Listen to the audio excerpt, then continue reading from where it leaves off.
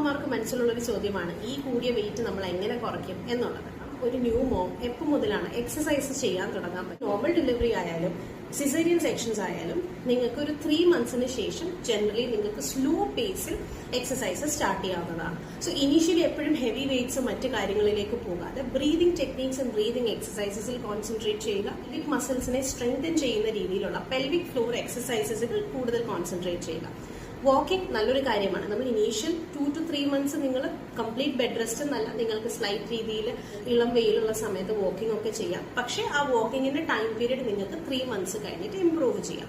So ഒരു 10 to 15 minutes of walking നിങ്ങൾക്ക് start ചെയ്യാം. അത് കൂടെ പതുക്കെ പതുക്കെ വേണം നിങ്ങൾക്ക് എന്ത് തരത്തിലുള്ള എക്സസൈസസും നിങ്ങൾ ചൂസ് ചെയ്യാം. ഇനീഷ്യൽ സ്പേസ് എന്ന് പറയുന്നത് എപ്പോഴും നിങ്ങൾ നന്നായിട്ട് റെസ്റ്റ് ചെയ്യുക, മാക്സിമം ഉറങ്ങുക, കുട്ടിക്ക് മാക്സിമം പാൽ കൊടുക്കുക, സ്ട്രെസ് ആൻഡ് ടെൻഷൻസ് ഒന്നും ഇല്ലാതെ ഒരു ഹാപ്പി ആയിട്ടുള്ള ഒരു ടൈം പീരീഡ് നിങ്ങൾ സ്പെൻഡ് ചെയ്യുക. ആ ഒരു ക്വാളിറ്റി ടൈം നിങ്ങളുടെ ഹെൽത്തിന് വേണ്ടിയിട്ട് വളരെ ഇമ്പോർട്ടന്റ് ആണ്. ബട്ട് മേക്ക് ഷുവർ നിങ്ങൾ പേഴ്സണൽ ഡോക്ടറിനോട് ഒരു സജഷൻസ് എടുത്തതിന് ശേഷം നിങ്ങൾ ട്രൈ ചെയ്യുക. And if you want to know what diet will help out, messages.